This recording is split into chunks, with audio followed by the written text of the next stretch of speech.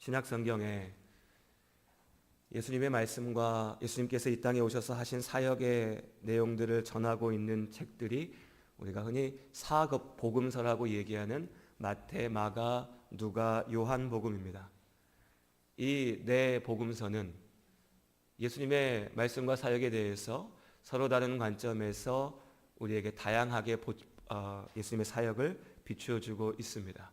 그러다 보니까 같은 사건을 다루고 있는 경우도 있지만 서로 다른 사건들을, 그러니까 마태복음에는 그 이야기가 있지만 마가복음에서는 굳이 그 얘기를 다루지 않는 경우도 있고, 또 혹은 같은 사건을 다루더라도 조금씩 구체적인 세밀한 부분에 있어서는 얘기를 하거나 얘기하지 않는 차이들이 나타나기도 합니다. 근데 그런 여러 가지 예수님의 말씀과 사역들 가운데서도 오늘 우리가 나눌 오병이어의 사건은, 우리가 아주 잘 아는 이 물고기 보리떡 5개와 물고기 2마리의 이 이야기는 네 복음서 모두에서 이야기하고 전하고 있는 사건입니다. 그만큼 이 오병이어의 이야기가 우리에게 주는 의미, 이 사건을 통해서 하나님께서 우리에게 알게 하시는 뜻이 분명히 있는 것이겠죠. 오병이어의 이야기 우리가 이미 잘 알고 있지만 간단하게 다시 한번 짚어보죠. 많은 사람들이 예수님 앞으로 모여들었습니다. 예수님의 말씀을 듣고자 했고 예수님의 기적적인 능력으로 병의 고침을 받기를 원했습니다. 그 중에 어떤 한 날이었습니다. 이 날은 특별히 많은 사람들이 예수님 앞으로 모여들었는데요, 남성 가장을 중심으로 5,000명이 모여 있었습니다. 그러니까 오늘날의 표현으로 치자면 5,000세대, 5,000 가구가 모인 거죠. 그럼 어떻습니까? 대략 4인 가구 기준, 우리 요즘에 그렇게 치죠. 이 당시에 어쩌면 더 많았을 수도 있습니다. 아이들을 많이 낳으니까요. 어쨌든 아무리 적게 잡아도 1, 2만 명이 넘는 수만 명의 사람들이 한 자리에 모여 있었습니다. 널찍한 들판에 나아가서 그냥 말 그대로 모여 있었습니다. 그 자리에서 예수님의 말씀을 들었고 그 자리에서 예수님이 그들 가운데 병든 자들을 고치시는 기적을 베푸시기도 했습니다. 그뿐이었습니다. 오늘날에 몇만 명이 한 자리에 모인다고 하면 참 많은 것들이 필요합니다.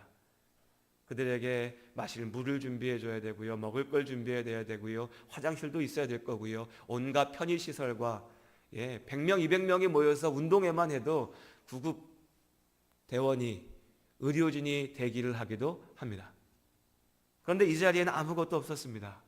그냥 들판에 몇만 명의 사람들이 모여 있었습니다.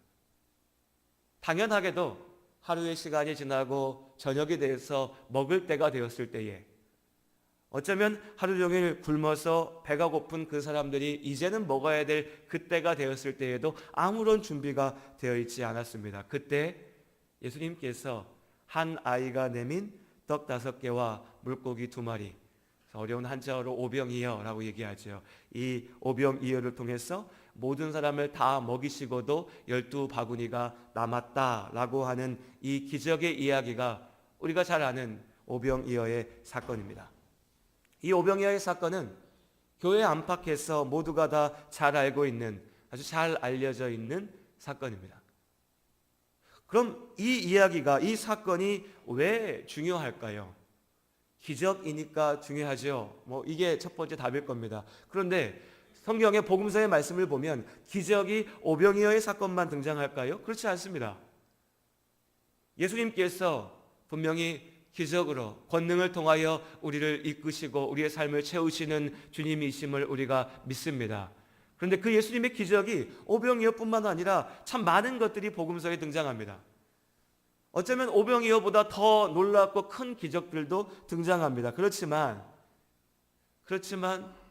교회 안팎에서 많은 사람들이 이야기하고 잘 알고 있는 대표적인 사건은 오늘 우리가 나눈 이 사건, 오병이어의 사건입니다. 왜 그럴까요?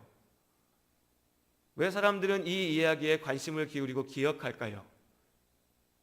그것은 어쩌면 이 오병이어의 사건이 우리의 욕망, 우리의 마음속의 욕심과 분명하게 붙어 있기 때문에, 맞닿아 있기 때문일지 모르겠습니다. 5천 가구입니다. 2만 명이죠. 2만 명을 먹인다는 생각 해보신 적 있으십니까? 우리 없지요. 2만 명을 우리가 먹여야 된다고 한번 생각해 보십시오. 얼마만한 돈이 들까요? 단순하게 1인당 요즘에는 김밥도 아무리 싸도 2,000원 하니까요. 2,000원짜리 김밥 한 줄 준다. 오병이어가 그런 겁니다. 떡 5덩어리에 물고기 말린 거 2개. 이게 어마어마한 멋진 식사는 아니지 않습니까? 그냥 나가서 김밥 한 줄 먹는 겁니다. 1인당 2,000원씩 김밥 준비한다고 치죠. 목사님 김밥 2,000원짜리인데 2만 줄 하면 깎아주지 않겠습니까? 이런 거 빼고요.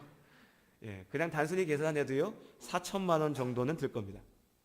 실제로 오늘 예수님께서 제자들에게 나아가서 이 사람들 먹일 것 준비해봐라 라고 했더니요, 요한복음에는 특별히 제자 중에 빌립이라고 하는 사람을 집어서 지목해서 말씀하셨는데, 그 제자가 얘기합니다. 예수님, 내가 계산해 보니까요 아무리 못 잡아도 200데나리온은 있어야 됩니다 라고 얘기합니다. 데나리온이라고 하는 게 하루 일당입니다.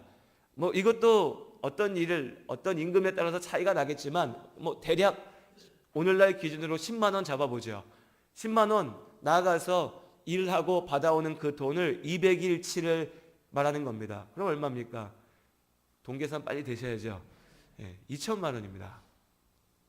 그러니까 200데나리온이 오늘날로 치면 정확한 건 아닐 수 있지만 대략 잡으면 2, 3천만 원 내외의 돈이 되는 겁니다. 그러니까 그때나 지금이나 비슷한 것 같아요. 사람들 모아놓고 그래도 빵이라도 하나 주려면, 김밥이라도 한 줄 주려면 2만 명이 먹으려면 2천만 원에서 한 4천만 원 남짓의 돈이 필요한 겁니다.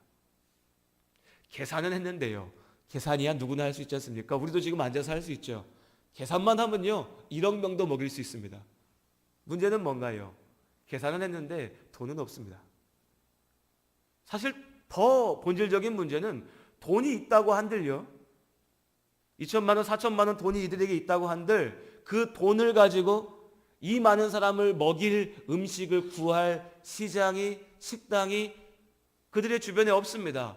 그냥 허허벌판 가운데 모여 있었으니까요.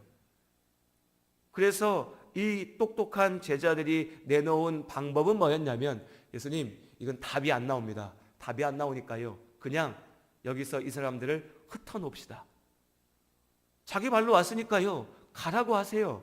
가서 당신들이 알아서 먹을 것 찾아 먹으라고 하시면, 그 중에 좀 눈치 빠르고 능력 있는 사람은 얼른 가서 가까운 마을에서 알아서 빨리 먹을 것이고, 조금 느리고 수완이 조금 떨어지는 사람은 어쨌든지 간에 하루 이틀 더 굶을 수는 있겠지만 이스라엘이 엄청 큰 나라도 아니고 어딘가 가서 먹겠지요. 그냥 보내서 먹게 합시다. 이게 제자들이 내놓은 답이었습니다. 여러분이라면 어떠실 것 같습니까? 제가 생각해도 제자들의 답이 이 상황 속에서는 가장 합리적인 대답입니다. 돌려보내서 먹게 하면 되는 거죠. 그때 예수님께서는 너희들의 답은 그것일 수 있지만 나는 그게 아니고, 나는 이 사람들을 이 자리에서 먹이겠다. 나를 찾아온 이 무리를 내가 먹이겠다. 오병이어의 기적으로. 어쩌면 제자들이 어린아이에게 받은 그 떡과 물고기를 내밀 때에 어떤 마음이었겠습니까? 주님, 이거 있으니까 뭐 해보세요. 이거였을까요? 아닙니다. 우리 같으면요, 제가 아마 식사 준비해 주세요 라면 그러실 것 같은데, 목사님 왜 쌀 한 그릇밖에 없어요? 뭐 어쩌자고요? 집에 가서 먹고 오라게 하십시오. 이러실 겁니다. 지금 웃으시는 집사님도 그러실 거예요. 제자들의 마음도 그런 거였습니다. 예수님 이거밖에 없어요. 뭐 어떻게 하겠어요? 우리 말이 맞으니까 그냥 보내세요. 예수님은 거기에서 그것을 가지고 사람들을 먹이셨습니다. 왜 오병이어의 사건이 우리에게 주목을 받을까? 자본주의 사회를 사는 우리에게는 모든 것이 돈으로 바뀌어집니다. 인간의 노동력도, 한 사람이 하루 일한 것 뭘로 계산하지요? 임금으로 계산합니다. 사람이 생각한 그 생각의 가치도 무엇으로 계산합니까? 돈으로 판단합니다. 좋은 아이디어야 말로만 하는 거 소용없지요. 무언가 대가를 줘야 되는 겁니다. 이렇게 돈으로 모든 것을 판단하는 자본주의 사회에서 가장 중요하게 생각하는 것 중에 하나가 뭐냐면 효율입니다. 효율성. 가장 적은 돈을 투자해서 가장 많은 것을 얻어내는 거죠. 우리 성도님들 가운데도 사업하시는 분들이 있지만 제일 좋은 사업이 뭡니까? 조금 투자해서 많은 것을 받아내는 거죠. 임금 조금 들이고 많은 일을 해낼 수 있는 것이 자본주의의 기준에서 보면 성공하는 겁니다. 그런 기준에서 봤을 때에 오병이어의 사건은 그야말로 대박 사건입니다. 계산해 보십시오, 여러분. 2,000원을 투자해서 떡 5개하고 물고기 2마리요. 2,000원을 투자해서 4천만 원의 수익을 냈습니다. 사업하신 분들 계산해 보십시오. 수익률이 얼마입니까? 200만 %입니다. 200만 %. 얼마 전에 비트코인 때문에 그냥 온 나라가 시끌시끌했죠. 또 금세 없어져 버렸지만 그때도 이렇게 못했습니다. 200만 %안 와닿으시죠? 5,000원 내놓으니까요 1억으로 주는 겁니다. 할렐루야 하셔야죠. 5,000원 내놓으니까 1억이요. 이 세상에서 찾을 수가 없는 효율입니다. 어쩌면 우리가 오병이어의 이야기에 귀를 기울이고 오병이어에 매달리는 것도 이것 때문일지 모르겠습니다.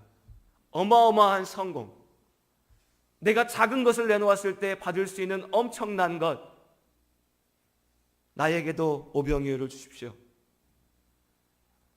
내가 떡 5개와 물고기 2마리를 내놓을 테니 주님 나에게도 이만한 기적을 이루어 주십시오라고 하는 열망이, 그 열망이 우리가 이 이야기에 귀 기울이게 하는지도 모릅니다. 예수님께서는 분명히 그렇게 하실 수 있는 주님이심을 우리가 믿습니다. 분명히 그렇습니다. 그렇지만 문제는 욕망과 믿음은 전혀 다른 것이라는 겁니다. 단지 기적을 쫓는 욕망은 결코 감사함으로 이어지지 못합니다. 그리고 무엇보다 예수님께서 오늘 이 자리에서 오병이어의 기적을 행하신 것은 봐라, 나 이렇게 능력 있다, 봐라, 내가 이렇게 너희에게 엄청난 것을 줄 수 있다는 것을 보이기 위해서 하신 것이 아니라는 거죠. 우리는 그 어마어마한 세상의 성공을 보고 예수를 쫓을지 모르지만 정작 예수님께서 오병이어를 통해서 우리에게 말씀하시고자 하는 것, 우리에게 보이시고자 하는 것은 다른 것에 있다는 겁니다. 그럼 무엇일까요? 예수님께서 말씀하시는 것, 우리가 보아야 될 것은 무엇일까요? 먼저 첫 번째는요, 주님께서 우리를 불쌍히 여기셨다는 겁니다. 마가복음 6장 34절의 말씀에 보면 예수님께서 이 사람들을 보고 그들이 목자 없는 양 같아서 그들을 불쌍히 여기셨다라고 말하고 있습니다. 우리 같이 읽어볼까요? 마가복음 6장 34절입니다. 34절 말씀 함께 읽겠습니다. 함께 읽습니다. 예수께서 나오사 큰 무리를 보시고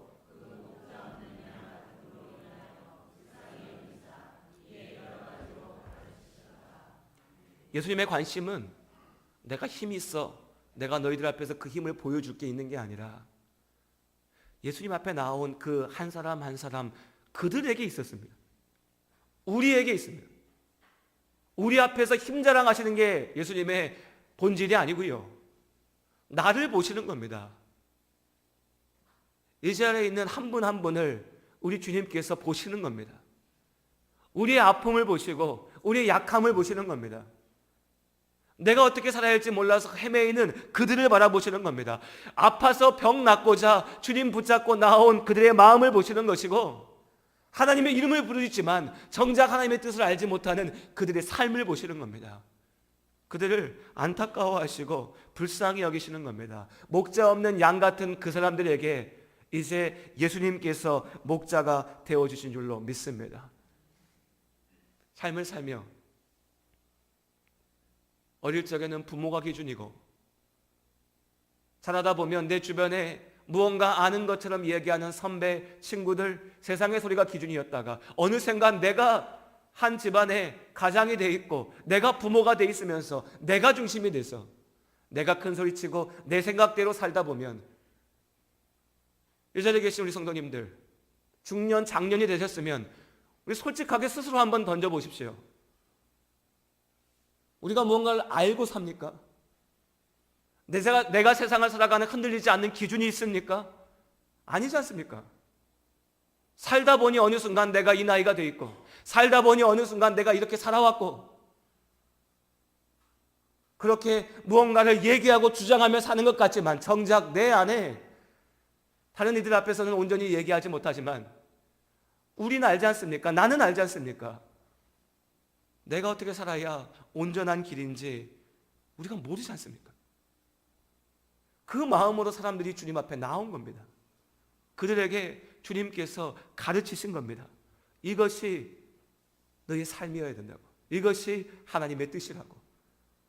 우리에게 동일하게 가르치시고 우리를 동일하게 이끄시는 분이 예수 그리스도신 줄로 믿습니다. 예수님께서 이들에게 목자가 되셨습니다. 우리의 목자가 되셨습니다. 그 목자 되신 주님께서 이제 말씀하십니다. 영과 육이 모두 주님 앞에 채워져야 된다고요. 신앙생활을 극단적으로 하는 분들은 양쪽으로 갈라져 버립니다. 한쪽에서는요, 기복신앙으로 나아가서 하나님을 부르짖고 교회 안에서 직분을 이야기하고 성령을 이야기하고 기도를 얘기하는데 모든 소위 믿음의 중심이 어디 있느냐? 먹고 사는 것, 돈 버는 것, 세상에서 잘나는 것, 거기에만 가 있습니다. 이게 기복신앙이지요. 정반대의 극단도 있습니다. 무엇이냐? 이분들은요, 은혜를 얘기하고 믿음을 얘기하고 신앙을 얘기하는데 그러면서 세상을 보질 않습니다.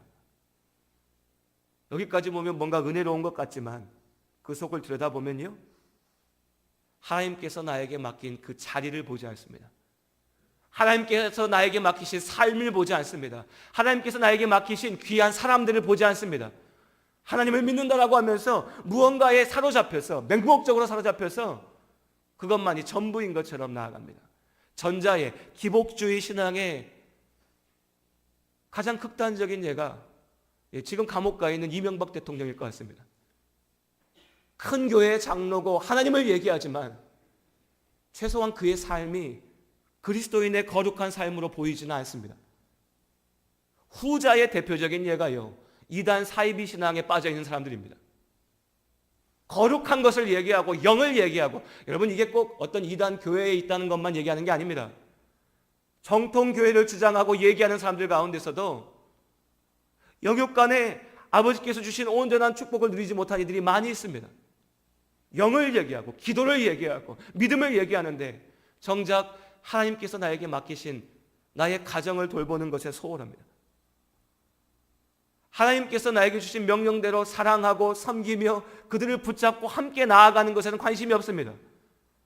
주님을 사랑한다 얘기하면서 날마다 기도한다 얘기하는데 지금 내 앞에 있는 믿음의 가족들에게 손을 내밀고 그들과 함께하는 것, 그들에게 웃어주는 것, 함께 눈물을 흘리는 것에는 관심이 없습니다. 이 양쪽 모두가 문제입니다. 오병이어의 사건이 있기 전에 예수님께서 마가복음 6장을 읽어보십시오. 제자들을 이스라엘의 온 땅으로 보내십니다. 너희가 그 땅에 가서 주의 복음을 증거하라고. 그렇게 제자들이 복음을 증거하고 나서 예수님 앞으로 돌아왔습니다. 그 제자들에게 예수님께서 뭐라고 하십니까? 31절 말씀. 30절에 예수께 모여 제자들이 자기들이 행한 것과 가르친 것을 낱낱이 고했더니 31절에 예수님 뭐라 하십니까? 같이 읽겠습니다. 이르시되 너희는 따로 한적한 곳에 가서 잠깐 쉬어라 하시니 이는 오고 가는 사람이 많아 음식 먹을 겨를도 없습니다. 예수님이요, 예수님이 너 그거 하고 왔어? 보고해봐. 끝났어? 저기 가서 또 일해. 끝났냐? 너 저기 가서 또 일해. 야, 죽으면 끝나는 거야. 하나님 나라 봐야지. 너 죽을 때까지 일해야지. 이렇게 얘기하지 않으셨습니다. 애썼다. 수고했다. 너희가 지쳤으니, 너희가 힘드니 저쪽에 가서 좀 쉬어라. 너희가 먹지 못했으니 너희가 가서 먹어라. 우리의 영과 육을 하나님께서 창조하신 줄로 믿습니다. 이 땅에서 우리에게 맡기신 사명은 영에만 있는 것이 아니라 우리의 육에도 있습니다. 그 영과 육을 모두 채우는 것이 우리에게 참 필요합니다. 그래서 여러분, 기도하실 때에 믿음을 놓고 먼저 기도하시고 하나님께서 나에게 맡기신 영적인 삶을 통해서 기도하셔야 되지만, 그만큼이나 더 중요한 것이 우리의 건강을 위해서, 나의 먹고 사는 문제를 위해서, 이 땅에서 하나님께서 나에게 맡기신 그 자리를 위해서 기도하시기를 바랍니다. 믿음 없음이 아니라 믿음 있는 자가 기도해야 될 제목이 거기에 있습니다. 영과 육 모두를 위해서 기도하는 것이죠. 그리고 이 영과 육의 모든 필요를 채우시는 분이 하나님이신 줄로 믿습니다. 그렇지 않습니까? 예수님께서 나오는 자들을 불쌍히 여기시고 그들의 목자가 되셨습니다. 목자의 역할이 뭐지요? 목자가 뭐 하는 사람입니까? 양을 끌고 가서 그들을 먹이는 거지요. 먹이는 겁니다. 영으로 먹이는 것이지만 예수님께서 오늘 보이십니다. 육으로도 먹이는 겁니다. 그 모습 그대로 예수님께서 영육간에 채우셨습니다. 차이가 있다면요, 우리가 기대하지 않는 방법으로 먹이시고 인도하시는 분이 하나님이신 줄로 믿습니다. 예수님께서 말씀으로 가르치시고 오병이어의 기적으로 그들을 먹이셨습니다. 그들이 아버지의 말씀을 사모하며 나와 주의 말씀 앞에 서 있을 때 그들의 삶을 온전케 하시고 그들의 삶을 채우시는 이가 하나님이신 줄로 믿습니다. 거듭 말씀드리지만 사람들이 기대했던 방법, 사람들이 기대했던 모습은 아닐 수 있습니다. 사람들이 기대하지 않았던 기적의 방법으로, 사람들이 더 많은 것을 원할 수 있지만 하나님께서 충분하다 하신 그것들을 가지고 이들을 먹이셨습니다. 생각해 보십시오, 여러분. 오병이어의 기적이 처음 벌어졌을 때 그 자리에 있었던 사람들의 마음이 어땠을까요? 기뻤을 겁니다. 놀랬겠지요? 그렇죠. 먹을 게 없는데 먹을 걸 주셨으니까요. 그 다음 날은 어땠을까요? 일주일 뒤는 어땠을까요? 한 달 뒤는요? 잊어버렸습니다. 이어지는 말씀에 보면 제자들도 오병이어의 기적을 잊어버렸습니다. 어쩌면 더 이상 큰 감동이 아닐 수도 있었습니다. 어쩌면 예수님께서 놀라운 기적으로 오병이어를 내 손에 주셨을 때는 할렐루야를 외쳤다가 정작 그 떡과 물고기를 입에 대는 순간에는 에이 했을지도 모릅니다. 에이, 예수님 기적을 베푸시는 김에 마른 물고기가 뭡니까? 회를 주셔야죠. 떡덩어리 5개가 뭡니까? 케이크를 주셔야죠. 기적을 베푸는데 목사님 그게 말이 됩니까? 말이 되죠. 증거했던 사람들 있지 않습니까? 구약의 이스라엘 백성들이요. 오병이어보다 더 큰 기적이 구약의 출애굽기에 기록되어져 있습니다. 2만 명의 이야기가 오늘 등장했지만 구약에는 남자만 60만 명, 가정으로 치면 수백만 명의 사람들이 들판을 넘어서 광야 가운데 있었습니다. 한 끼가 아니라 40년을 보냈습니다. 그들을 하나님께서 만나와 메추라기로 먹이셨습니다. 이스라엘 뭐라 얘기합니까? 감사했나요? 불평했습니다. 우리가 이집트에 있었을 때는 더 좋은 고기 먹었는데, 더 좋은 밥을 먹었는데, 더 많은 것을 누렸는데, 하나님께서 우리의 삶을 이끄시고 인도하신 줄로 믿습니다. 다시 한번 말씀드리지만, 그러나 하나님께서 우리를 먹이시고 이끄시고 채우시는 방법은 우리의 기대와 다를 수 있습니다. 기적을 베푸시는 방법으로 다를 수도 있지만 그렇게 해서 우리에게 주시는 것이 우리의 욕심과 다를 수도 있습니다. 중요한 건 뭐냐면 하나님께서 우리를 먹이시고 우리를 채우신다라고 하는 그 사실입니다. 이때 우리가 기억해야 될 것이 예수님의 말씀이지요. 우리는 떡이 아니라 하나님의 말씀으로 삽니다. 이 말씀이 떡이 필요 없다라는 게 아닙니다. 우리의 육이 중요하니까요. 그러나 우리는 다시 주님 앞으로 나아가야 됩니다. 내 육이 채워졌을 때에 다시 주님 앞으로 나아가야 됩니다. 그럼에도 불구하고 우리가 사는 것은 떡이 아니라 하나님의 말씀으로 삽니다. 이 시간 함께한 우리 성도님들 삶 가운데 오병이어의 기적이 함께 하시기를 주님의 이름으로 축복합니다.